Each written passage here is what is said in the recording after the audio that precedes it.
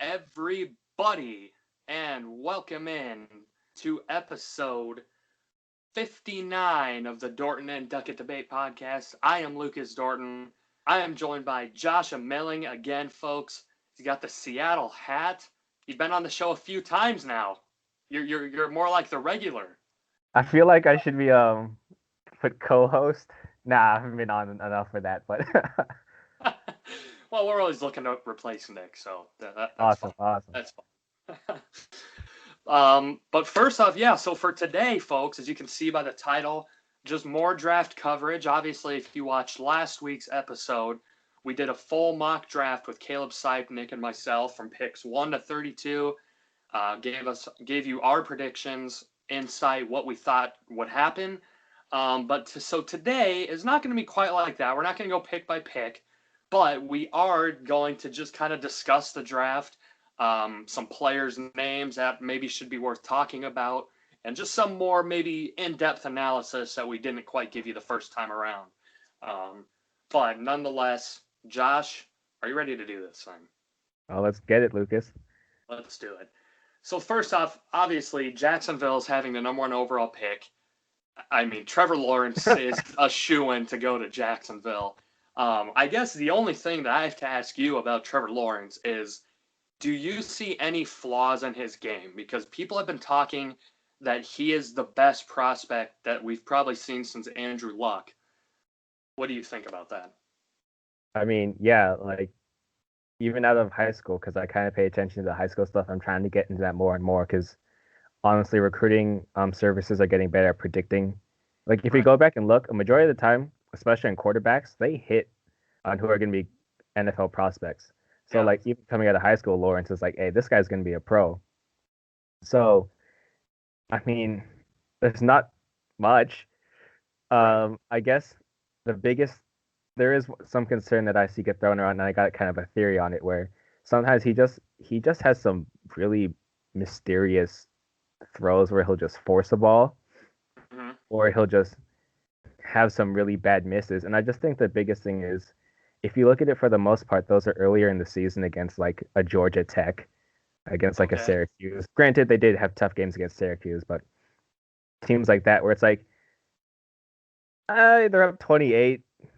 The other team's not going to do anything. He's just like, all right, let's see what I can do, because he has the ability to make literally every throw. So it's like, oh, let's see if I can do this. And doesn't end up well. Like there's a pick against Georgia Tech where he's like falling off his back foot, and it's a really bad pick. But like another thing too is that his offensive line was garbage this last year. Yeah. It was so bad. And like especially showed up against Ohio State in the playoff semifinals where he just kept getting beaten up, and he still threw for like 400 yards. But I guess that's the biggest thing. And maybe, I don't know, he's not the biggest guy. He's 215. He's kind of skinny, but I don't know. If he doesn't at least have an average NFL career, I think everyone will be surprised. Yeah, that'll be interesting to see. Obviously, going to Jacksonville, it's not Clemson, but hopefully this is a team that's on the up and up. Obviously, they have Urban Meyer. He had a ton of success, at the collegiate level. So it'll be interesting to see how he translates that side of the game to the NFL. And also having Trevor Lawrence as his quarterback is going to be fun to see. Jets at 2. Zack Wilson definitely seems like the guy there as well, too. I think the first pick and the second pick are a pretty shoo-in of what's probably going to be happening there. Now, there has been some concern about Zack Wilson, mainly the fact that when he plays against really good teams, he typically falters and does not do too much. I think I saw a stat in his career against teams that have won 10-plus games in the season. I think he's 0-4 against them, and just looked pretty awful. So, that's interesting to me that he's kind of the shoo-in for the second overall pick. What is your opinion on Zack Wilson? This dude is boom or bust to the extreme. I just got done watching some of his Houston tape, and he makes some throws that are just unbelievable throws, and you see it all the time. And he's got some runs where he's pulling away from some guys. Like, he's a good athlete. He's got an insane arm. But then there are times when there's a flea flicker against Houston where he misses a dude wide open, like wide open. And he does make the throw to the other guy, but it's like he had a touchdown. I don't know. There's just some times where Wilson just misses guys. And I don't know what it is. Maybe sometimes it's like maybe he's going through his reads too quickly. Maybe sometimes he's like, okay, I just know this matchup that I got here is the matchup I want to go to. And yeah, like you said, the level of competition. Like I got it from not last year, 2 seasons ago. He had a 4-game stretch to start the season. It was against Utah, Tennessee, USC, and UW. They did go 2-2 in those games, but he didn't really look good in any of them. So it's like, and again, he was really badly hurt. His sophomore year, he had a shoulder injury since high school that he had never addressed until after the season. So, but then again, he's still, again, just the flashes are beyond bright. Like, they're there. And I just think that he just needs a little bit of coaching up, just like a little more discipline to say, hey, we're not going to do these Patrick Mahomes and run around and chuck it. Sometimes, hey, just sit in the pocket, trust your guys, make the reads. But I can completely see why he's number 2. Like in my sports blog back in 2019 preseason, I had like a top 26 Heisman candidates. I had him in there. I had him at number 20. Never lived up to it, and then he popped off last year. But again, I don't know, the level of competition they played, so. But you can't deny the talent is there, and he's got some good stuff. A lot of people I've been seeing too, and have been comparing his throwing motion is really compact and really comparing it to Aaron Rodgers. So, a lot of times if you're getting thrown in the same sentence as Aaron Rodgers as far as how you throw the ball, you're certainly doing something right there. So that'll be interesting to see how that fares out for the Jets. Robert Saleh gets a new head coach, gets his quarterback now too. So 2 teams starting fresh off the bat. And then we get to San Francisco at 3. Now this one's interesting. I feel now when I did my mock draft, I tried to do it based off of, for the most part, of who I think they will go with, and not so much who I think they should go with. This was the only pick that probably the only pick. I'll have to look again here. That I think I probably picked what I think they should do. More than likely, Mac Jones is going to go number 3 to San Francisco. From a lot of things that I've been seeing, that's just kind of how it's probably been looking, and what a lot of people have been saying as well too. Personally, in my mock draft, I had Justin Fields going 3. So if you're the San Francisco 49ers, Kyle Shanahan, who do you want as your starting quarterback? Now, don't even mention Jimmy Garoppolo, obviously. You don't trade up to the 3rd overall pick if you're not getting a quarterback. So what do you see the 49ers doing at pick 3? First of all, I would like to say, if they decide to go scorched earth and say, we're taking Kyle Pitts and we're going to have George Kittle and Kyle Pitts, as a Seahawks fan, I would cry. Yeah. But I'm going to assume that they're taking a quarterback. And from everything they said, they pretty much said, yeah, we're picking a quarterback. They said, like, we've had 5 guys who we're comfortable with. The Mac Jones stuff, I really don't know why people are saying that, because, yeah, they went to his pro day. They also went to Justin Fields' second throwing day. I think they were at Trey Lance's too. And they're probably at Trevor Lawrence's, but they knew they weren't going to get Trevor. I mean, okay. I like Mac Jones. He's fine. I love Justin Fields. Sure. I don't know why throughout this entire process, how, again, since recruiting, since high school, Lawrence and Fields, right. 1-2, or 1A and then 1AA. Yeah. It's just right here. Yeah. And there's been nothing that Fields has done that has made me lower his stock. Just nothing. Jones, yeah, he came in. He had a great year, and he's got good talent and everything. But you want to take the guy who he has a good arm, got good accuracy, he can move. Despite what everyone says, he can move. You want to take the guy who had that, but had pockets that were so clear. It was like he was social distancing mid-game. Or do you want to take Justin Fields, who took a shot to the ribs against Clemson? Uh, And it's like, I'm going to come back from that and still chuck four, not chuck, just bombs away 4 touchdowns, including that one, I think early in the third quarter, where he just stepped up and flicked the ball 60 yards in the air. mm, And Fields has done this stuff all the time. And Jones, again, I know people say, "Oh, Joe Burrow, like he came in after one season and did stuff." People forget that Burrow was a full full 2 year starter. It's just that when he came in his junior year, the offense that they were running was an old school. We're gonna run the ball 8,000 times and only throw 20, so Burrow didn't have a chance to show that he's Joe Burrow. right.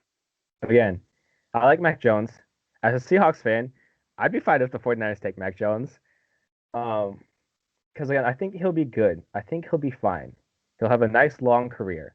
But I don't think well, and then if you get to the playoffs, you never know. Sometimes like teams can go on runs.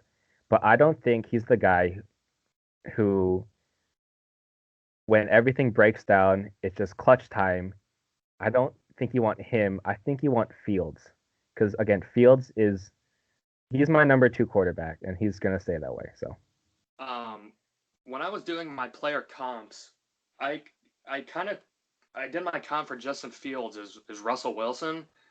Not so much obviously the size. Justin Fields is a little bit bigger than Russell Wilson is, but as far as what they can do with throwing the football, but also like Russell Wilson can run. We've all seen him. Justin Fields can run. We've all seen him. But I think we think of them more as a passing quarterback who can run if they need to. And you mentioned Justin Fields takes hits. I mean, this guy's a big dude. He's built.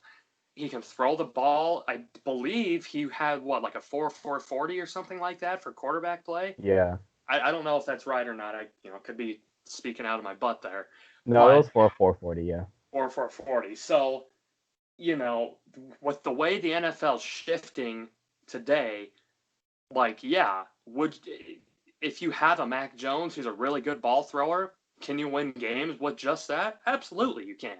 Tom Brady, Exhibit A, right? But Yeah. like, you know, would you rather have a guy who is really good at throwing the football and is elite at that? Or do you want a guy who's not only extremely solid at throwing the football, but when he has to make plays on his feet and has to go off script, can he do it? And Justin Fields can do that. We've seen it time and time again. So I agree with you 100%. I think Justin Fields is the clear number 2 quarterback in this draft, but for whatever reason, he's getting disrespected. Why? I don't know. I couldn't tell you. Is just a few more things on these guys. So, and this kind of goes with all the quarterbacks. Like one of the things with Jones here is like, oh, his decision making, he's smart and everything. You anyone can make good decisions if you had again the pockets he had and everything. And everyone talks about how he's the smart guy. Again, I don't really judge like the character concerns too much of guys in college unless it's like Right. really bad, like a crime. But he Yeah. did have a DUI. It's on the Yep. public record. Yep. Justin Fields, and like I might be biased too because I watched Justin Fields since QB1, the series on Netflix. But then again, if you do watch the show on Netflix, it's like him, Jake Fromm, Sam Hartman, and like one more guy are like good human beings, and the rest of them are kind of arrogant people. Like even with the cameras, them knowing that cameras are there, like they act as arrogant people. And Justin Fields is a great dude. Fields got he didn't just get looks. He got legitimate offers from Vanderbilt, that's a really good academic school, and Harvard and Yale. Wow. Harvard and Yale, like, Wow. and then so that's a smart dude. And then the athletic stuff. Justin Fields played baseball, so I found this thing. I don't know exactly from what, but it was like an official like recruiting baseball website, whatever. In 2017, so his junior senior year of high school, he ran a 6.63 60-yard dash. In compare as a middle infielder, in comparison, the average college is 6.8. Oh. And then his home to first was in the 4.29 to 4.35 average. Mike Wow. Trout runs a 4.33. So that's comparable. Justin Fields is an amazing athlete. And like if the 49ers don't take him, well, I'll be happy as a Seahawks fan. But as a football fan, I will be heartbroken Yeah. because him in that offense would be insane. Again, let's put it out there. We think Mac Jones will be good. Yes, right. Yeah, it'll be interesting. Now the fourth pick. This is a lot of people are saying that this is where the draft starts right here. Is pick number 4 with the Atlanta Falcons. They could do a number of different things. I hear they might try and trade it. I think with the pick that they could go a number of different ways. It kind of sounds like, as far as these last couple days, that Kyle Pitts is probably going to be the guy at 4.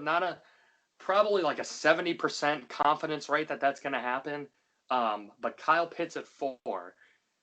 First off, what are your thoughts? What do you think Atlanta will do, should do?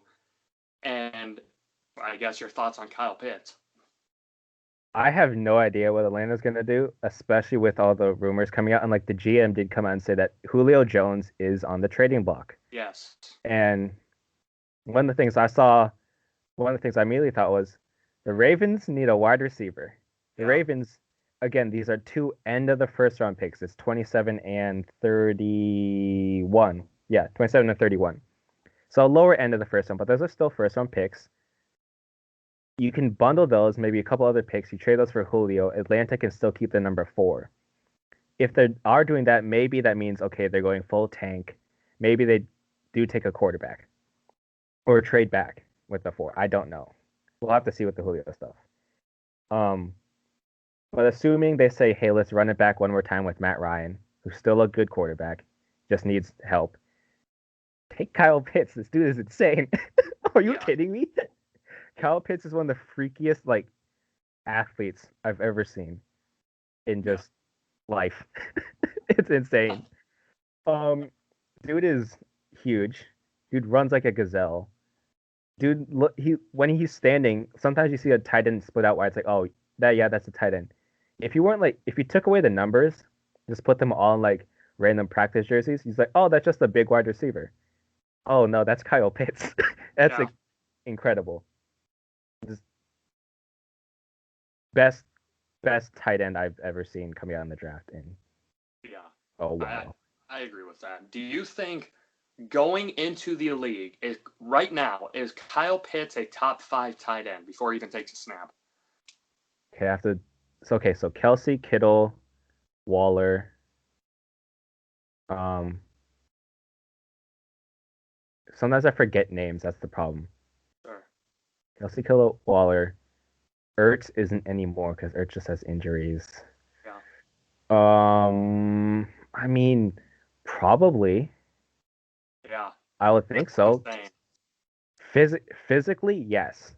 Again, there is, and we need to put it out there. Sometimes some guys, even quarterbacks, it just Peyton Manning still has the record for most picks thrown as a rookie. Right. With a bajillion.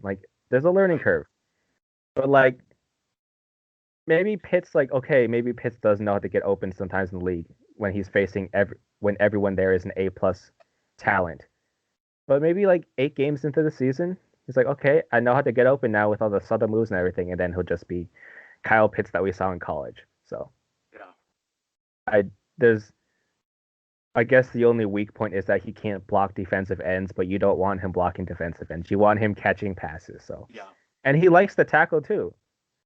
He'll be fighting. I saw this play where granted it's a cornerback, but still he's blocking the guy and the whistle blows and the refs aren't looking and they're still blocking and then the refs have to come over and break it up. So there's nothing. Well, I hate saying there's nothing wrong, but there's nothing wrong with Kyle Pitts. Yeah. I think he's one of the people coming out of the draft that truly, I mean, no flaws. Cincinnati at 5. Now this one's interesting. Josh, is Cincinnati going to go with their head or are they going to go with their heart? I am scared. Not only that they're going to go with their heart and pick the skill guy, or I don't want to say not the skill. Everyone has skill. The flashy, talented, assuming getting the college team of Joe Burrow, Jamar Chase, or Devonta Smith or someone. I've heard who knows the reports, but I've heard stuff where Joe Burrow said, "Hey, let's get Jamar." It's oh, that's your franchise quarterback, and I get it. This tackle class is really, really good. Like, yes, Sewell and Slater are like 1 and 2, and there is kind of a drop off, but this is a really deep tackle class. So you could, in theory, wait till the second round and get another guy. Don't do that because it's also a really good wide receiver class. Right. And which one's more valuable? Um, please just protect. I have a Twitter account, one of my not burner, like one of my various Twitter accounts, where just my own personal one. And like every other week, I like change it to like a certain thing in the draft, or like draft related. I'm like Seahawks, please like trade for more picks or something because we only have 3. Or it's like or Falcons something. I had for a while Bengals, please protect Joe Burrow. Yeah. Please draft Sewell. This guy is only 20 years old. And yes, he is still, sometimes he shows flashes, bad flashes, where he's still learning the position. Sometimes he's too aggressive and he'll just try and blow up a guy and he'll whiff. But again, he's only 20. He's still learning. And the stuff he can do at 20 is insane. Like, I'd rather have a guy be super aggressive and want to bury it. He's literally come out and said he wants to bury people on every block. I'd rather have that instead of having to coach up a guy. Yeah. So, please take the 330-pound man who moves like he's 180 pounds. Please protect Joe Burrow. Yeah. No, I agree with you 100%. Penny Sewell should be the guy. You know, we talked about this on the podcast last week. Would you rather get an offensive lineman and throw to a bunch of number 2s and have time to throw to a bunch of number 2s and don't get grass stains on the jersey? Or would you rather have a number 1 wide receiver and have less than a second to throw to him because you're getting blitzed up the wahoo, you know? So we'll see what Cincinnati decides to go with. That's really whatever Cincinnati does is what Miami will be doing the opposite of at pick number 6. I think if they get Sewell, I think Miami for sure is going to be getting Jamar Chase. I just think that's probably going to be the move, and vice versa. If Cincinnati decides to go Jamar Chase, I mean, I would hope they probably get Penny Sewell, but you know, I could see them maybe getting Devontae Smith or someone too. But is that kind of how you see it for Miami at 6? Yeah. There is some things where I look and again, you're the Dolphins fan. Right. So maybe you can correct me on this, but like most of the chat I've heard is that their tackles aren't honestly that bad, and the kind of offense that they run, it's quick. So it's like you don't have to worry that much. So you don't have to get the top. You don't need to get a tackle if you want to hook up Tua with his old college teammate Devonta Smith. But again, like if Sewell's there, it would be hard for me not to, if I was picking for the Dolphins, it would be hard for me not to take him. But then again, like I've said, deep tackle class. And it just depends. Like, do you want to get the really high tackle or the wide receiver? And again, for the Dolphins, I feel like their offensive line situation is a little bit better than Cincinnati's. And plus, maybe if things start to slide, maybe Miami can trade back a little bit and collect more picks because that's the prime spot where if another team like the Bears or if the Pats want to move up to go in the quarterbacks, if they start slipping, maybe you see that happen. So I don't know. I think like it's really it just depends on what Cincinnati does, like you've said. Yeah, definitely. Detroit at 7. This is an interesting pick. I've been hearing potentially they would trade out of it. I mean, I could see why, but if I'm Detroit, who has more holes than the Grand Canyon, I am going best player available at 7. Mm-hmm. Whatever player is the best one at that point, get them. I don't care. I do not care what position. I mean, obviously, probably outside of quarterback, probably okay there. But honestly, best available at 7. I think that's what they should do. I had them going Devonta Smith, but we'll see what they decide to go with. Well, yeah, they maybe even quarterback because like Goff isn't the best, and you take a guy like right now we have Trey Lance sitting here. Maybe you can let Trey Lance sit and learn. I'm drafting up. I'm for my sports blog. I'm doing two drafts. I'm doing one like a regular mock draft for like what I'm hearing from everywhere. Um, you know, what the team is probably gonna do, and then I have one where what they should do, or what I would have them do. I have them taking Micah Parsons because this dude Okay. just talent. He's got super high talent. Just flies around.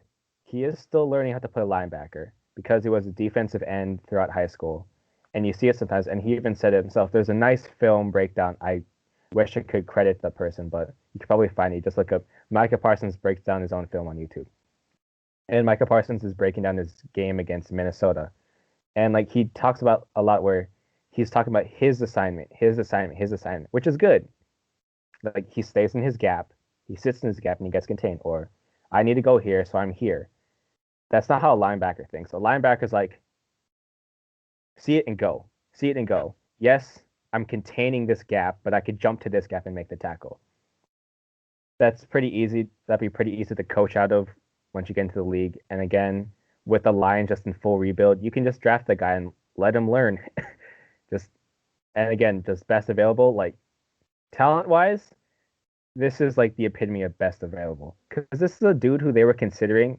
If he hadn't opted out, they were considering putting him back on kickoff return. Wow. So, yeah, Wow. just best available. And there are some character concerns, air quotes, but it was just him being a college kid. So, and me just having graduated college. I mean, I didn't do so super stupid stuff, but I'm not saying I Everyone didn't do has super stupid stuff. Yeah, like everyone stuff has their happens, time. man. Right. Right. Yeah. So, Uh, but again, just take whoever besides yeah. a quarterback, but maybe a quarterback. Maybe a quarterback. So maybe everything. Best available Yes, player on the board. a kicker. Kicker. That's right. So I do want to ask you, Devontae Smith.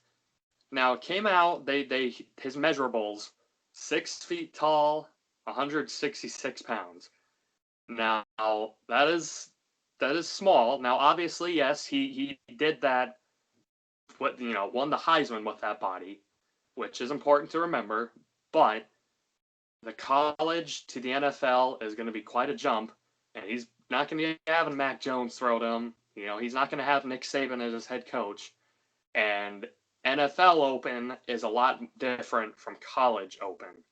So, are you at all worried that since his measurables have come out, do you see that hurting him and him potentially dropping in the draft? Dropping in the draft, no, because I think he is just so skilled. Even as a small guy, one of the biggest things that you hear about, and like you see it on tape, it's team. Okay, you take a guy, you're gonna go up and press him, right? No, it's like trying to catch a fish barehanded. You can't. You just can't get your hands on him. Yeah. Um, and like a smaller dude, like his height's fine, but like weight wise, he still Right. goes up and he wins jump balls. And one of the biggest things too is that Nick Saban had him as a punt coverage gunner. Mm. Like you don't have weak guys out there. You have guys who can get through the jams. Because like this, there's a video that pops up now and again. I think it's two Chicago guys beating up on a Detroit gunner, where the Detroit gunner gets pushed to the ground. One guy just sits on him. The guy somehow fights to get up. They just grab him and throw him again. He tries to get up, and they just basically beat the guy up. You don't have you don't have a guy who you think is gonna be frail and broke do that. Right. But at the same time, wear and tear, we'll have to see. But I think he'll be fine because I think he could probably put in a few more pounds Sure. and be fine. And again, because really, like, he's so hard to just like get a good clean hit on. Kind of like T.Y. Hilton, where like Hilton's good at like just avoiding hits and like not making business decisions where it's like, okay, I don't need to get the extra 3 yards here. But then again, if it's like 4th and 1, I'll b- bury my shoulder for the first down. I think Smith will be fine. Yeah. Okay. But Yeah. again, it is still a thing just to keep in the back of the brain that this dude is skinnier than a light pole. Yeah. Yeah. Incredibly long arms too. I mean, that's one thing Yeah. that helps out. He's got super long arms, so which helps out with those jump balls too. He's able to get up there and snag them. Yeah, it'll be interesting to see what Detroit does at 7. Now picks 8 and 9. This is a little interesting. I could potentially see both one or the other maybe being traded. I could see Carolina trading down with a New England Patriots type team that's trying to trade up to get a quarterback. I could see Denver at 9 trying to trade up with a Miami at 6 and Atlanta at 4 to try and get their guy at quarterback. I think they're going to go quarterback personally. So first off, picks 8 and 9, do you see, is this probably the most likely spot that we'll see a trade? Or I guess not, it's hard to tell because, like, obviously once they get to pick 9, they wouldn't be trading up because it would be there. But it's more, do you see Carolina, Denver trading down and trading up respectively there? Yeah, I think the really intriguing one to me is Denver, because do they want a quarterback, or do you still trust Locke? If Right. like one of the bigger top, if like I'll just say Fields, if Fields starts to slide, do they say, all right, let's go get Fields? Um, Carolina, I know they just traded for Darnold, but like I don't know yet with, Yeah. and they've there's some stuff that they come out and said where they're not sure on the quarterback position till after the draft. So we'll see there. But like you said, this is a prime spot where a team might be like, okay, we see someone fall, let's go get it. And then like the Panthers, especially, like I think they're fine. They'd be fine with Bridgewater, having Bridgewater and Donald, and you get more picks because they're a solid team. Still need they have more holes really. That if you get a big time quarterback, it's not like the be all end all. So I could see them trading back. Denver, I don't know, maybe defensive pieces, quarterback. Again, it's just really, does Denver want a quarterback? Yeah. And then if one of the top quarterback starts to slide, does a team like, again, like I've said, Chicago say, all right, let's just sell the farm. We're going to go get someone, move up, or New England, do they want to move up and get a quarterback? Sure.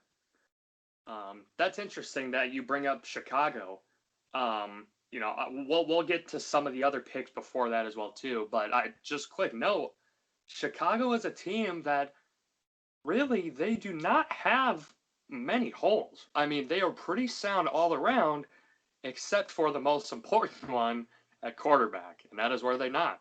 So that's a good point. Maybe if Chicago does try and trade up to 8 to try and get a quarterback there, I could certainly see that happening. I don't think they're going to be rolling with, Nick Foles and Andy Dalton for QB1 there, whichever battle that's going to go down. We'll have to see. But yeah, Denver. So realistically, more than likely, Lawrence, Wilson, and Mac Jones will probably be the first 3 quarterbacks off the board. Um, and then this is just, I guess, mainly assuming that a New England doesn't move up ahead of Denver. Um, a Chicago doesn't move up Washington. So if you're at 9, you have Trey Lance, Justin Fields. Personally, I think Denver will probably go with Justin Fields if he is available there. And my mock draft, obviously, I had them going with Trey Lance because I picked San Francisco going with Justin Fields at 3.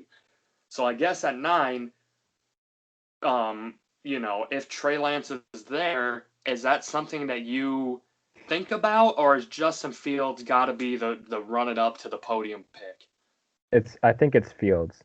I love Lance. Like the dude is really good. He's got all this stuff.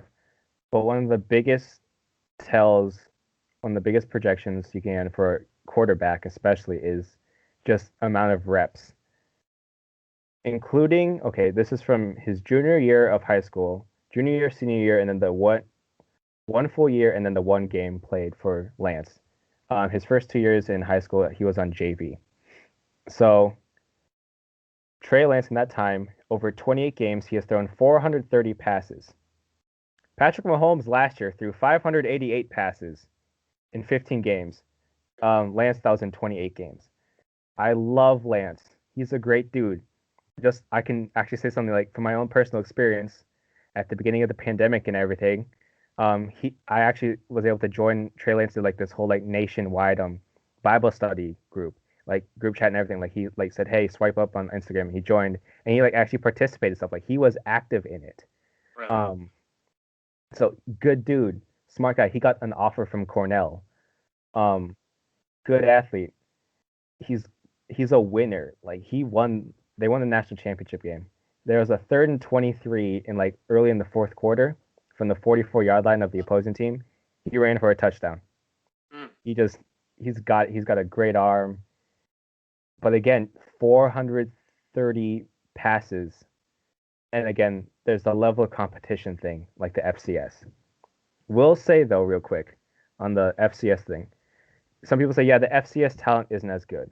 But like NDSU, while they are dominant, their level of play versus like everyone else's level of play is probably like this. Zack Wilson at BYU and like who they played majority of the time was like this. And then when Okay. Zack Wilson had to play like this, Zack Wilson struggled. For the most part, Trey Lance, when he's playing pretty much equal competition, FCS competition, but still equal competition, equal talent, played really good. And even in this like one game showcase this last fall, which I watched, like I could tell right away, dude's rusty throwing the ball. Dude still ran for where's the stat? He ran for 430 yards and 2 touchdowns. 143 yards and 2 touchdowns. Wow. So, but again, he has the talent. Yeah, he has the talent. It's there. Good dude. But he needs to sit. I do not want to see. I don't want to compare him to Mahomes, but I want it to be like Mahomes, where he sat for basically an entire season, came in for the final game of the season just because they already clinched the playoff and they were sitting the starters like Mahomes did, and then maybe he can take over. Maybe he sits for even 2 years, like Aaron Rodgers sat for a long time, and then he came in and just lit the league up. Again, people say, "Oh, look at all these quarterbacks coming in and like starting right away." They had experience. Right. I want Lance. Maybe that's why he should go to Denver, because he can sit behind Locke. I don't like Locke, but neither do I. I just hope for Lance's sake that he gets to sit and learn for at least a full year. Right. So if I'm Denver and those two are there, I'm taking Fields. Fields is more ready. If you're drafting Trey Lance, you're drafting. I think in my correct me if I'm wrong. In my opinion, I think Trey Lance has the highest ceiling, but the floor is also incredibly deep. So I think if you're drafting Trey Lance, you're drafting the potential of what you think he can, because he hasn't really played a lot, and that definitely is an area of concern. But I agree 100% with you. I definitely think whichever team Trey Lance decides, well, not decides, gets drafted by, it's not college commitment day. Whichever team he gets drafted by, I agree 100%. I think he will definitely be sitting behind whatever the starting quarterback is there, unless it is a team that the quarterback play is not great, then which I don't see really happening too often. But we'll have to see what happens with Trey Lance there. I think Dallas's pick is pretty easy. Personally, I think they go corner. I think they go or somewhere on defense. I don't know what position. I think they go defense. I had them going with Surtain out of Alabama, but we have been hearing some rumblings. Jerry Jones, he is no stranger to making interesting picks. Got CeeDee Lamb last year when we all thought he was going to go defensive back, secondary. So I think they'll go defense this time. But I've been hearing things. Maybe he tries to trade up, get to Kyle Pitts. He really likes Kyle Pitts. So we'll have to see what happens there. I think for the sake of the Dallas Cowboys, I think they need to go defense if they want to win some ball games. It'll be interesting. Giants at 11, they're a team. They could do a couple of different things. Personally, with Daniel Jones's fumbling issues, they need to get offensive line and limit the amount of times that he's getting hit. Do you think Giants will go O-line at 11? They better, because there's really good offensive, again, like we've said, really good tackle class. So they did draft Isaiah Wilson last year, and he was okay. But just load up on the offensive line. Just try and help Jones out. Right. It'll be interesting. Picks 12 and 13, I feel, are two pretty safe picks as far as what the teams are going to do. At this point in the draft, more than likely, Jalen Waddle will be the best wide receiver available for Philadelphia to scoop off the street. So that's the pick they need to go with. We don't want to see another Jalen Reagor, Justin Jefferson situation like we saw last year. Get Jalen Waddle if he is there. Whatever the best wide receiver is out there at that time. Like I said, I think it'll probably be Jalen Waddle. Get Jalen Waddle. I think that's as easy as that.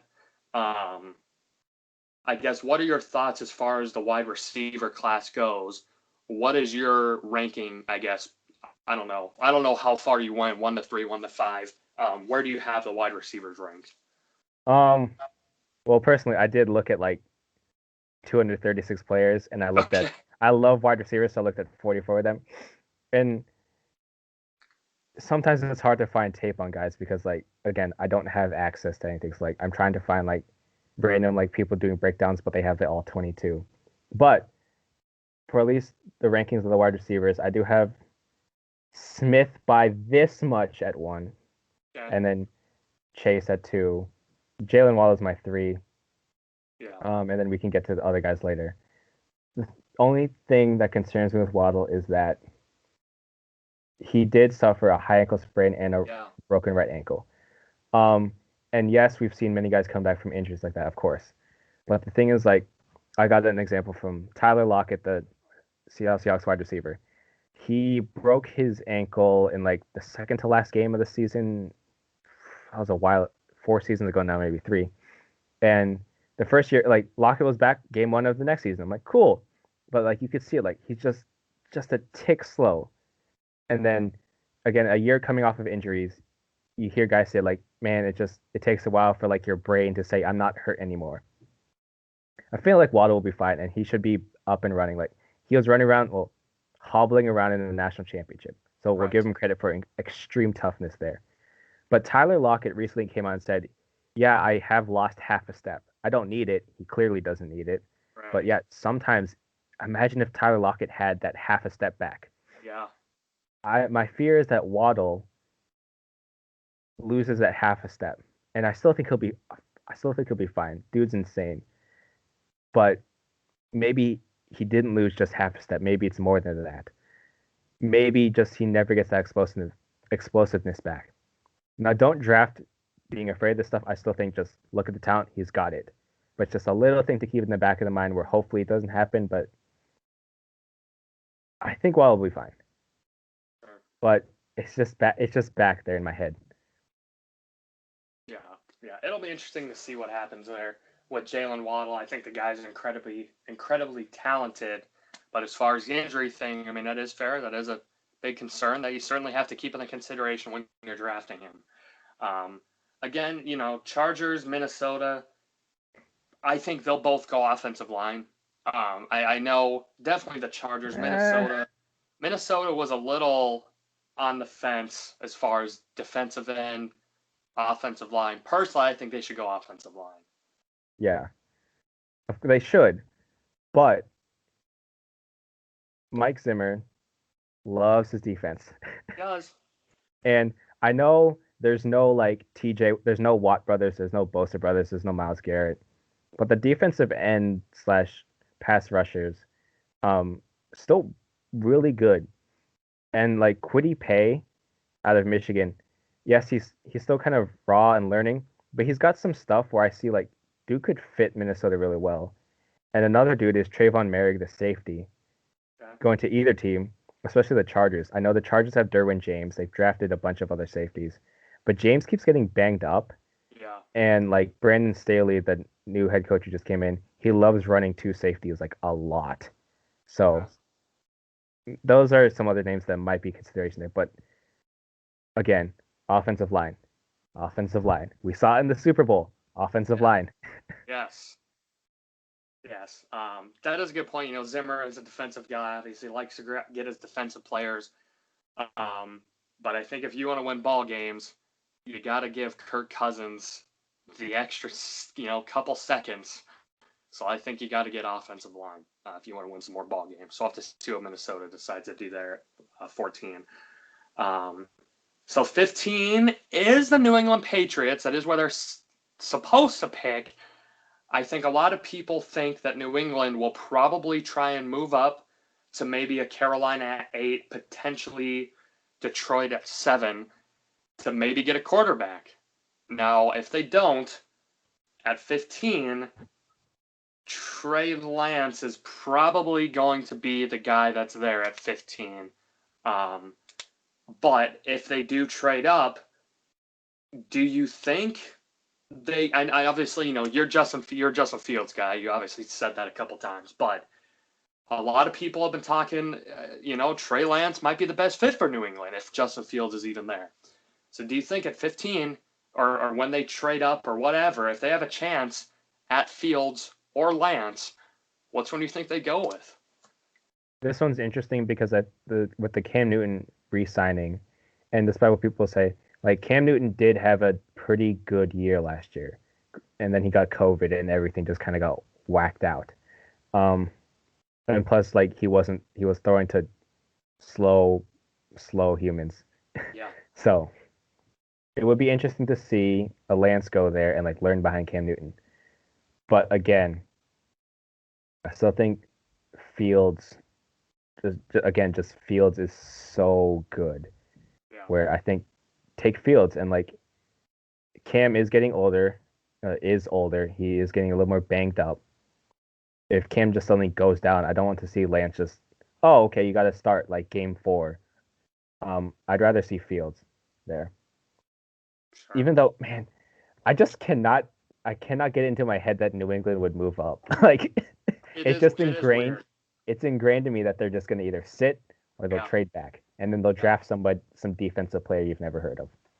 Yeah. No, I agree. I agree. It's to see New England picking higher than, the 20s is a weird sight to see. So the fact that they could potentially be trading up is even weirder. So we'll have to see what New England decides to do. I think they could go a number of different ways.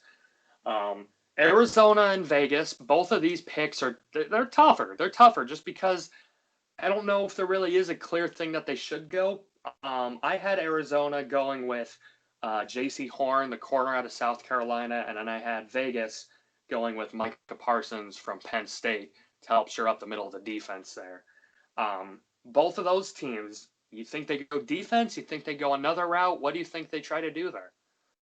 I'll skip to Vegas real quick. I think they'll do what they usually do, and they'll overdraft somebody again. And that was another point, yeah. And there is a tackle / guard. I think his name is Jackson Carman out of Clemson. They love drafting Clemson guys. Yeah. And that dude, like, he's got day 2 potential, like end of round 2, round 3. Don't be surprised if the Raiders take Jackson Carman out of Clemson. But yeah, they should go defense. As for Arizona, I think corner, like you said, really good one. And I really, really love J.C. Horn because the dude is an athlete. Dude is insane in press. And I just want to read off really quickly guys he had to cover. He had to and did well against. Like, yeah, he gave up his catches for sure. But after I read off this list, you're going to say, oh, yeah, of course he gave up catches. All right. Devonta Smith, Jerry Jeudy, A.J. Brown, Kyle Pitts, Jalen Waddle, Henry Ruggs, Elijah Moore, De'Ami Brown, the North Carolina wide receiver, Justin Ross, Cornell Powell, Josh Palmer, the guy out of Tennessee, Trayvon Grimes, the guy from Florida, Van Jefferson, drafted last year by the Rams in the 3rd round and was pretty good, Seth Williams, athletic freak out of Auburn, Tyree Cleveland, another drafted guy out of Florida, and Terrace Marshall, the LSU guy. My goodness. I knew that this guy was the number 1, but like he is going up against every other team's number 1s. I mean, by far, it's not even close. I feel like I might have missed Jamar Chase and Justin Jefferson. I don't think you mentioned either of those names, so that's even more impressive. Yeah, and like, of course he gave up some, and like against like Alabama his sophomore year, he did give up some really bad plays, but then he learned from it, and like the very next year he didn't make those mistakes again. That's an insane list. That's sometimes all you have to say is like, here's my resume, and just hold up this list. Yeah. Now, as far as corners go, do you have Surtain and J.C. Horn, or do you have Horn and Surtain? I have Surtain. I don't know what to say his last name, by the way, because I've heard in interviews people introduce him as Patrick Surtain or Patrick Surtain. So okay. I have no idea. Well, I guess we'll see how they announce his name on draft day. Yeah, I've been saying Surtain, so I'll say Surtain, Horn, it really could go either way. I, Yeah. I, they're both. I guess the one knock on Sertan is that, and it's because he's a taller guy, he's not as twitchy. So Yeah. sometimes you see like on quicker guys who he gets lined up on, they beat him off the line. But he's such a big dude where like he has this. They teach you punch with one arm, on whatever shoulder, but he's got such a vicious punch. Where I saw against Ole Miss, the wide receiver just like stops, Right. not because he's not running, it's just he got stopped. Wow. So Okay. either one I'd be perfectly fine with. Again, as a Seahawks fan, I hope J.C. Horn doesn't go to the Cardinals. I hope they draft some random guard. Please. Probably won't. Um, and then Miami at 18. I had them going with Najee Harris. Now, what I've been saying is if Miami decides to go Penny Sewell, Cincinnati gets Jamar Chase, then I think at 18, Miami could draft a wide receiver and then get like a Travis Etienne in the second round. But for the purpose of this draft, what I think is going to happen, I think Cincinnati will get Sewell. I think Miami then will get Jamar Chase. And I think at 18, Miami will get Najee Harris, the running back from Alabama. At least that's what I would like them to do. I like Travis Etienne. I think whatever team he goes to, he'll be a great player for. But I think Najee Harris is probably the number one running back in this class. What do you have Miami doing with their second first round pick? All right, I've been thinking, and my biggest thing is that, and I don't like running backs in the first round because you can get them wherever. Like Savon Ahmed and Miles Gaskins, two UW guys, by the way. So shout out Huskies. Both of them came in, and yes, they both did get banged up a lot, but they both balled out like really well. And then you guys just got like Malcolm Brown, who's again he's just the epitome of solid running back. And look at the Super Bowl, like the Bucks just picked up Leonard Fournette and then Ronald Jones, and that was perfectly fine for them. Yeah. Um, again, I guess it does depend on what happens up top. I do looking at their front seven, especially their linebackers. You guys did just lose Kyle Van Noy. You guys do have help me because again, I've looked at so many players. Who is your head coach? I can picture him. He's from New Brian England. Flores. Thank you. Yep. He runs that kind of defense where they like a Dante Hightower, big athletic linebacker who can line up over the middle. I think I would like them to get, and I said big, okay, because there's other linebackers that I love, but Zaven Collins. Yeah. And again, I know he didn't play in like Power Five, but he still played in the American, so that's playing against UCF and Cincinnati. Those are still good teams. He looks like those high school videos of like Derrick Henry like playing against the small guys, except this is Zaven Collins in college, and he still moves like a wide receiver. He has two like super long pick sixes where he just runs away from everybody. And the Zaven Collins is just insane. He's 260, 270, and he's still, I think he ran a 4.6, something like that. Wow. That's 4.6, 4.7. That's really good. And Unbelievable. good hands. And he's still learning the linebacker position because he was a high school quarterback, and then he came in as a tight end. And during his redshirt year, I believe, he then learned how to be a linebacker. But that's a dude who, man, I would love to see in that really good Miami defense where you do need some linebackers, and that's a really big moving linebacker. So Yeah. That'll be interesting. That'll be interesting to see what happens at 18. I'm down for just about whatever. Washington at 19, Chicago at 20. More than likely, I think Washington probably goes offensive line. I think they're extremely solid on defense. Their offensive weapons are solid. Terry McLaurin's a phenomenal wide receiver, and they've got other good guys to throw to. Besides quarterback, which could I see them trading up and maybe trying to get a quarterback? Maybe. I don't know if they do. I think they probably stay where they are and get offensive line to really just help them out big time. And then as far as Chicago at 20, we mentioned it before. The biggest hole that they have is quarterback. Do I see Chicago trading up at some point to get a quarterback? I don't know. Maybe. I think it would make sense if they did. I have them going corner, though. Obviously, they just lost Fuller in this lost season to Denver, I believe. So they do have a decent sized hole there. So Washington, Chicago, and then Indianapolis, too. I also have Indianapolis going offensive line as well. So is that kind of how you see 19, 20, 21 going? Yeah, it's kind of interchangeable between these three teams, really, where it's offensive line, maybe take a skill position like wide receiver, or or a corner. Because Washington, the offensive line needs some help. Chicago, they do need some help on the offensive line, but maybe quarterback, and they also need a corner. Indianapolis, to really shore up their defense, their secondary, get a corner, and then they did just lose their left tackle to retirement, and I don't remember his name again, and I should remember his Was name. it Costanzo?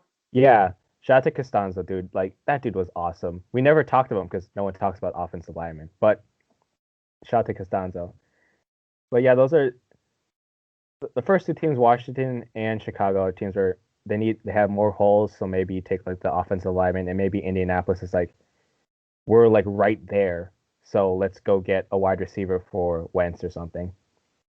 But I don't know, those are pretty interchangeable.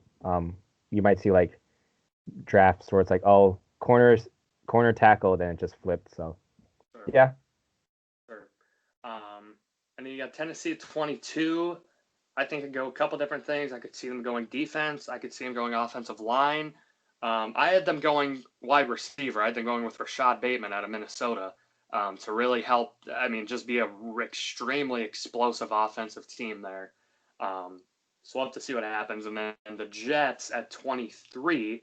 Now, this, I believe, would be Seattle's pick, right? But this was a Jamal Adams trade, if I'm not mistaken, as to why they have pick number 23. So they probably try and shore up the defensive back a little bit since they lost Jamal Adams, and I think they get cornerback Caleb Farley out of Virginia Tech. Is that kind of how you see that going out? yeah. Start with Tennessee. I because they did just lose Corey Davis, and I think a wide receiver would be good for that. Even though they did just lose their first round pick last year, Isaiah Wilson, because just still trying to figure out stuff with Wilson. Um, I do like Bateman. I do want to say that you guys on the pod said he was a big wide receiver.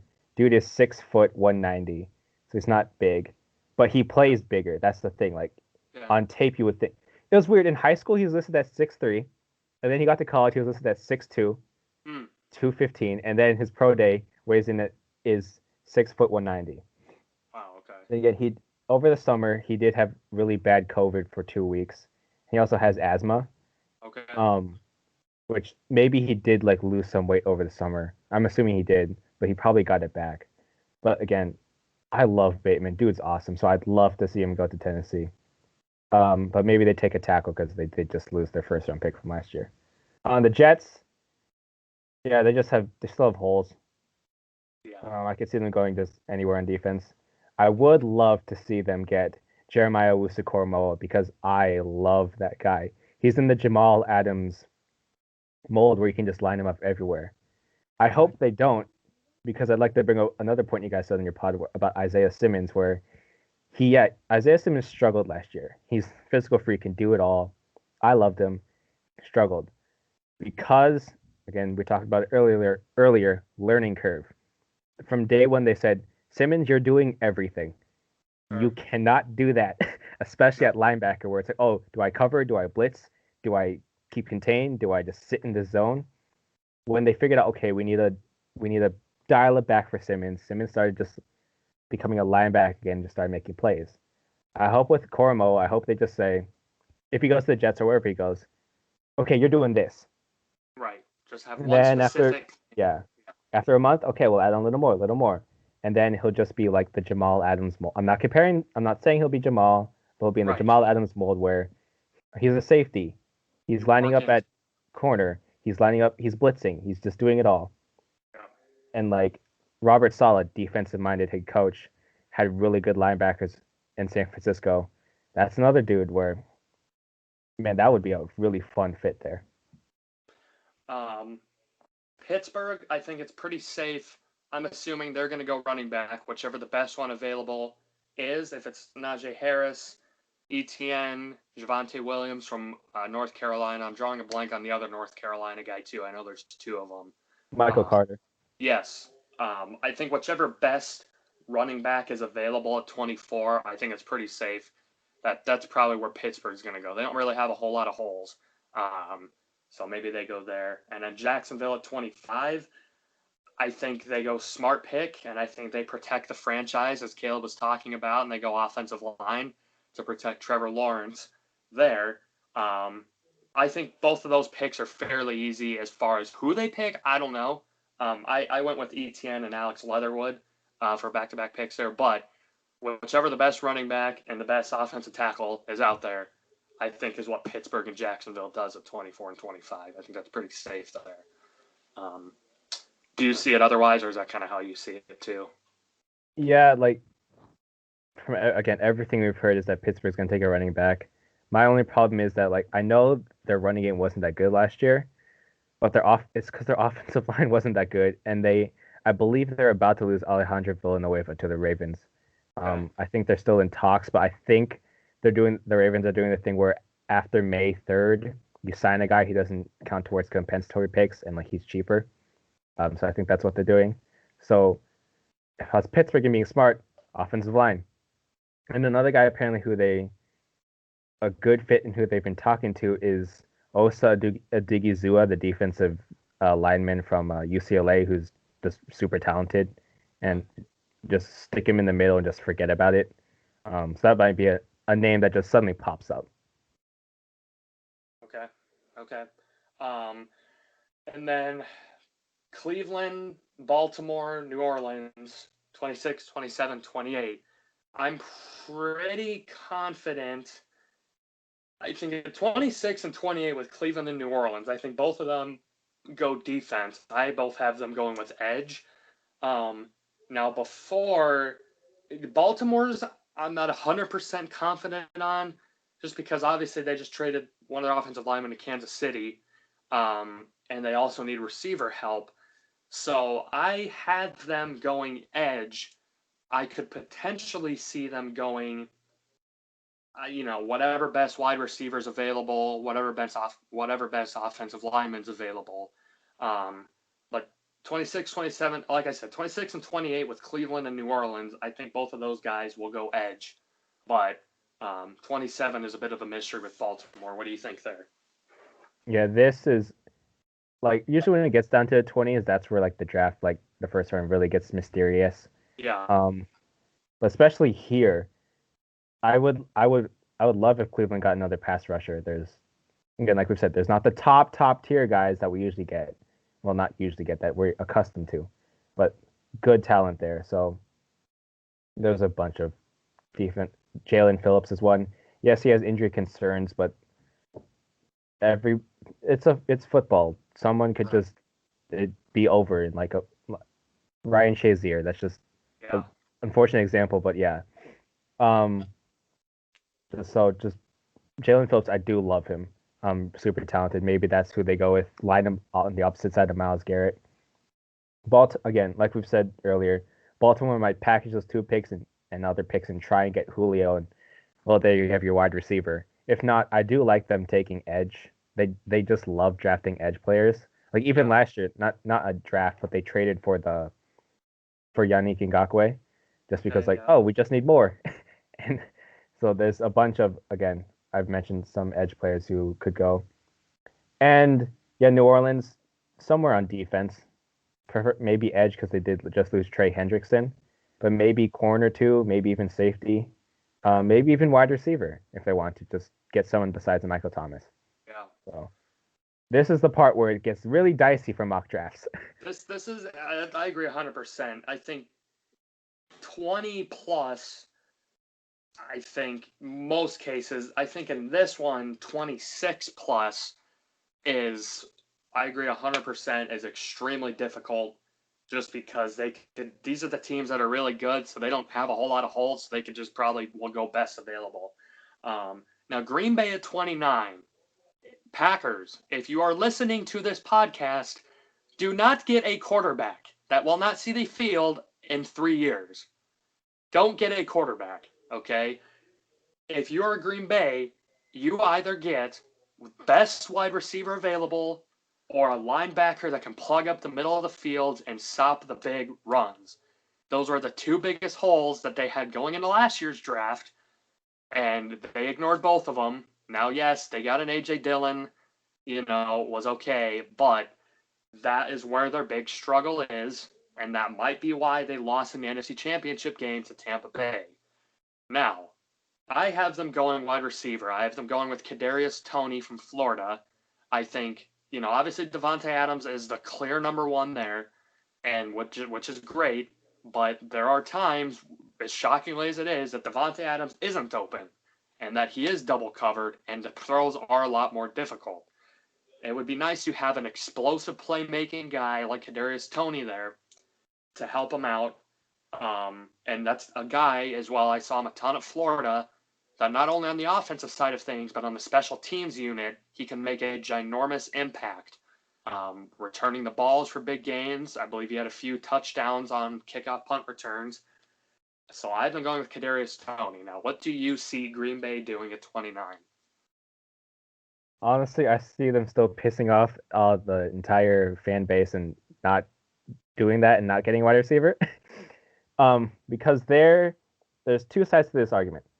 One argument is that if you look at their offensive structure, they ran a lot of 11 personnel, which means one tight end, one running back. Because Aaron Jones is really good at also being a receiver. You can say, oh yeah, maybe they love tight ends, so maybe you could see them sneaking in and getting a Pat Freiermuth, who, yeah, Pitts is really good, but Freiermuth is still a good tight end. The flip side of that argument is that they ran 11 personnel is because they didn't have anybody else to line out there at wide receiver. I'm hoping, well, as a football fan, would love to see Aaron Rodgers with another weapon. So go get him a weapon. I would have them taking Elijah Moore over Toney. My one concern with Toney is that he was a high school quarterback and he came in and he's still really raw as a wide receiver where dude is so shifty. Dude is awesome with the ball in his hands. I love him. Yeah. But there are some times where it's kind of like the guy on the pickup basketball court where he has all these moves, dribble moves. But it's like, if you just kind of stand there and just make sure you just like watch his hips and stay in front of him, Tony's just like doing a bunch of moves and you're fine. Sure. And I feel like Moore has all those moves and the experience and he has all this stuff. And I'd love them both. I take Moore because he has, no pun intended, more production over a longer period of time. Sure. Do love Toney though as like a solid day two. And then if they don't, maybe again linebacker, because you could argue that the offense was just fine and the defense just kind of gave up there. Just not gave up. Just suffered some really bad plays there in the NFC Championship game for the Packers. So maybe a linebacker. But probably knowing them, they're gonna just trade out or draft some tight end or something. Yeah, I hope not. It'd be funny, but we'll have to see what happens there. And then Buffalo, I had them going cornerback. I had them going Asante Samuel Jr. Again, Buffalo's one of those teams. They don't really have a whole lot of holes anywhere. So you might as well just try and shore up the secondary, take a little bit of the load off of the pressure of the offense and Josh Allen, so they don't have to do as much. I think Samuel's going to be a really solid corner in this league. And Kansas City, now in that trade, so they still have that pick, right? They did not trade. So they did trade that with Baltimore then. Okay. So then Baltimore is also then picking at 31 too. Okay. Well, when we put out this mock draft, I had Kansas City going offensive line. Now, obviously, they traded for Baltimore's offensive lineman. So Baltimore also has this pick. I could potentially seeing this being a spot where maybe Baltimore picks up a wide receiver. I could see them getting an Elijah Moore if the Packers go Toney or someone there at 31. Or I could just see them trading out of it to try and get more draft capital later on. Is that kind of how you see happening with 30-31 there? Yeah.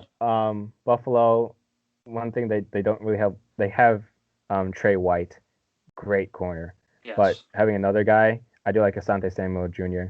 Really, really nice. Again, maybe an edge rusher. my big thing is with Baltimore again, with having these two first round picks and saying like, hey, like we are a Super Bowl winning team right now. And I know man, you deep wide receiver draft, deep corner draft, or not deep corner, excuse me, deep offensive tackle draft.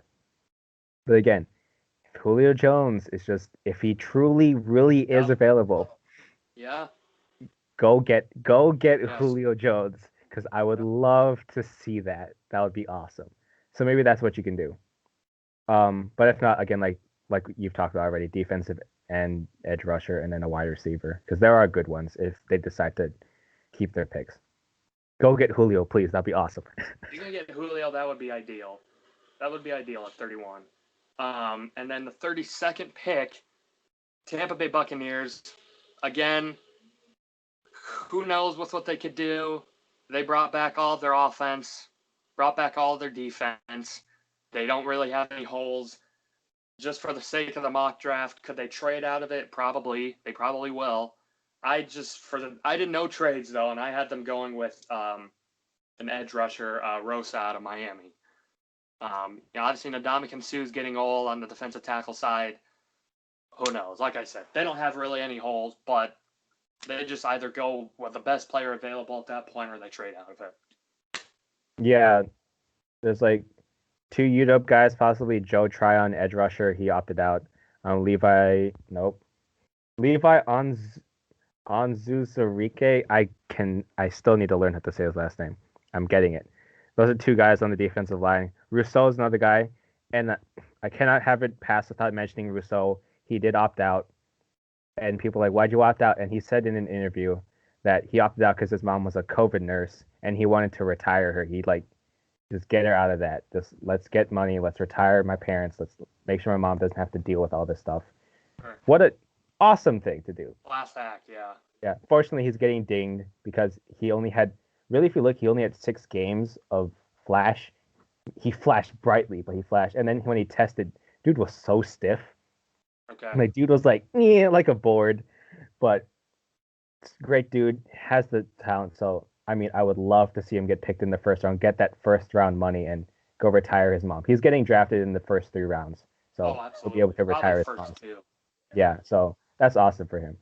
But the Death Star that is Tampa Bay, they can just do whatever they want.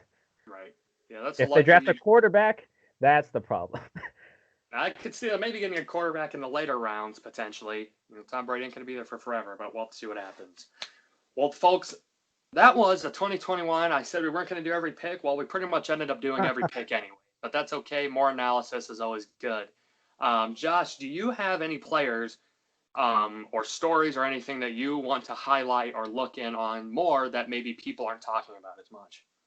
All right, I'm gonna quickly run through every single position. Okay. I'm gonna start with quarterback. No, I'm gonna make it more interesting. I'm gonna start from the back to front, how I listed. Kickers and punters. No one cares about them. But Jose Borgelis out of Miami. He's from Florida International, then transited to Miami. Super big legs, super like he's like just super fun. He's just a fun dude as a kicker. So that's a guy there to keep an eye on. Moving to tackles. I don't know why I had it organized like this, but moving to tackles. There's a guy, Telvin Jenkins. He is getting first round buzz. People have heard about him. Just the thing with Telvin Jenkins is, like, his profile picture, like on the team website or something, is like him wearing these like nerdy looking like no, I wear glasses. I'm wearing contacts right now. He's wearing like these nerdy looking glasses, but the dude is so violent. Like you go watch him against Texas this last year. He's like blocking guy, and he blocks him into the bench and just keeps going. Oh, I don't think he got flagged somehow, but that's just a fun thing to keep an eye on with him. Moving to centers, can't go without saying the guy everyone's fallen in love with, Quinn Miners, the D3 guy who didn't have a senior year because everyone like Division 2 and below canceled their season, and dude just balled out. Went to the Senior Bowl against top talent, balled out, and he's just a fun, awesome dude. Moving to guards, David Moore out of Grambling State, really, really good. Dude is, I've heard this on other podcasts and stuff. Dude is a human square in a good way, where he's just built and yeah. he can move. Again, lower level competition, still kind of learning, but I would love to just plug him there as a guard, and he can move. Move into safeties. This one kind of hits close to home. Cam Chancellor came out of Virginia Tech, just big dude. Everyone's like, he might have to move to linebacker. Cam Chancellor did not have to move to linebacker. I'm not saying this guy is Cam Chancellor, but he went to the same school. Divine Diablo is 6'3" and a quarter, 226 pounds, runs a 4.5 or high 4.4s. Dude just hits. Dude flies around and hits. Fun safety to watch. So that's the guy to keep an eye on. Moving to corners. Ambry Thomas out of Michigan, he opted out. He had a bout with colitis where your colon like gets inflamed, and he lost 20 to 30 pounds before his junior year. And so that's why his senior, he's like, yeah, I'm opting out. Dude's got some legit talent. That's the guy to keep an eye on there. Moving to linebackers. Tony Fields, the second Arizona, then transferred to West Virginia. He's like Jeremiah Owusu-Koramoah light, where he's on the smaller side, but he kind of just flies around and does whatever, kind of like Owusu-Koramoah. Not saying they're the same level, but it's a guy to keep an eye on. Moving to defensive ends, edge rushers. Where did he go? Jason Owe. I have to pull him up here because his story is, why is he not here? I have so many lists of stuff. He only started playing football his junior year of high school. Wow. And so he does have limited production. He has, if I'm looking right, he only has, in 3 years, he only has 7 total sacks. Okay. But dude ran a 4, again, might be a little fast, but 4.3640, jumped up 39.5 vertical. Wow. And so the thing is, like, he is raw because, again, started football late. Get him in shape that you've got a monster on your hands rushing the passer. Move into defensive tackle. Tyler Shelvin is a guy at LSU. He was on the national championship team, and then he opted out. Dude's 6'3", 346. I couldn't get official numbers, so those are just the listed numbers. Dude doesn't move like he's 346. So that's another guy to keep an eye out on, where he might surprise some people when he gets into the league. Moving to tight ends. My favorite story in the entire draft is Zach Davidson out of Central Missouri Division II. Dude was also a really good punter. Dude's also learning at the long snap. He legit said like he wants to be a tight end and a punter in the league. Such a good athlete. He went to a Division II because he went to a super small high school. So that's one where he is getting some possible third round buzz because he's just that good of an athlete. He does have limited production. He has like high touchdown, low reception rate. I don't care. Dude's a punting tight end. Get him. Just draft him and see what you can do with him. Moving to wide receivers, Kwan Baker, I believe I'm saying that right, out of South Alabama. Dude is like just built really good. He's 6'1.5" and 210 pounds. Really fast. Just really good production against South Alabama, but you just produced and it was awesome. Another guy I have to mention is a really tall, ginormous wide receiver out of Illinois, Josh Emat or Bebe. He was at USC, then he went to Illinois. His stats are pretty decent, but he is 6'2", 220, and his thing is that in high school, and he's part of like this, there's this viral video I kept seeing where like this guy does like, he does a vertical jump and he like, they do it where he slow-mos at the peak and then he comes down and everyone's freaking out.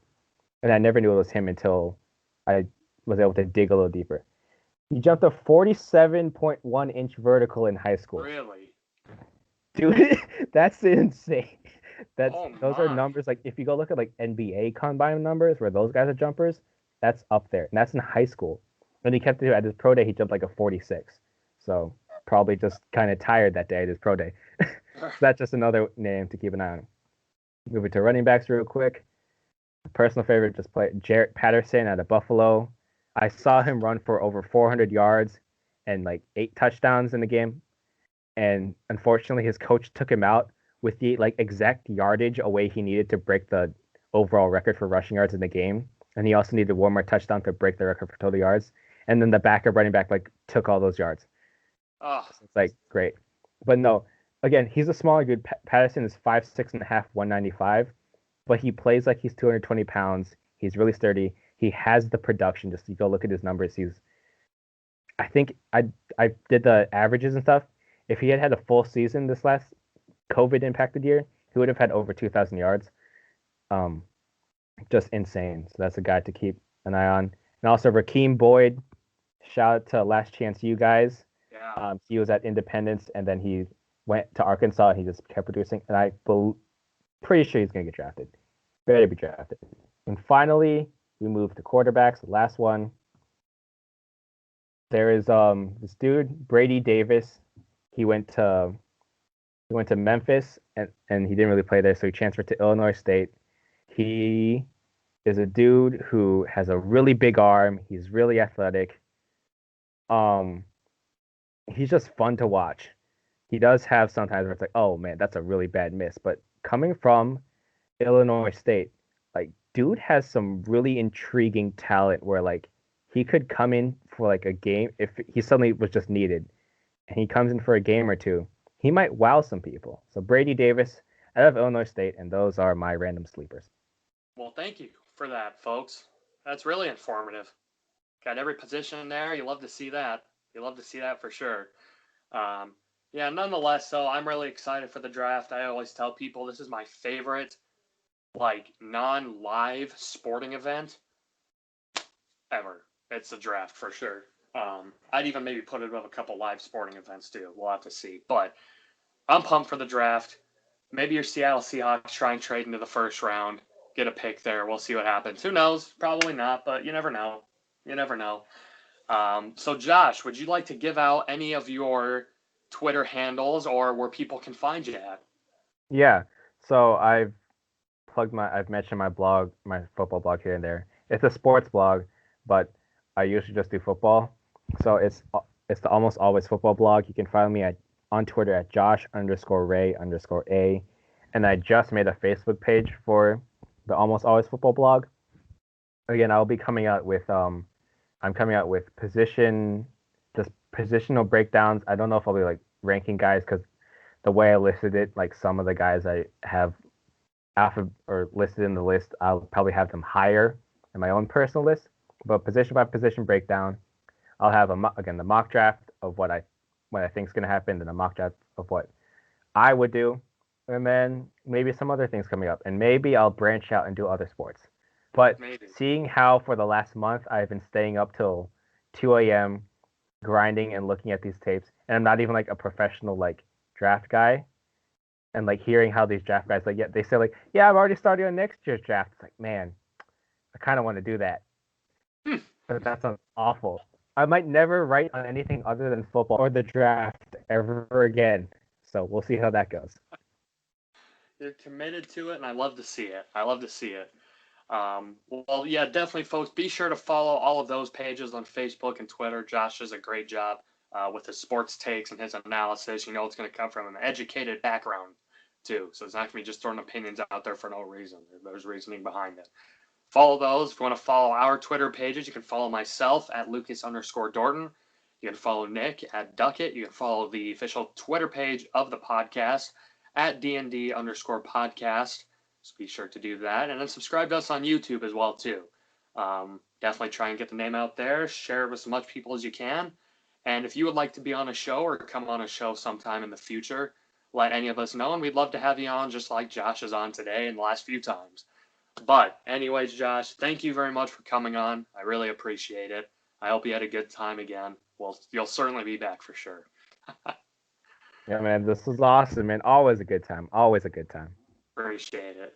Well, anyways, folks, as for Josh Amiling and myself, Lucas Dorton, until next time, we are out.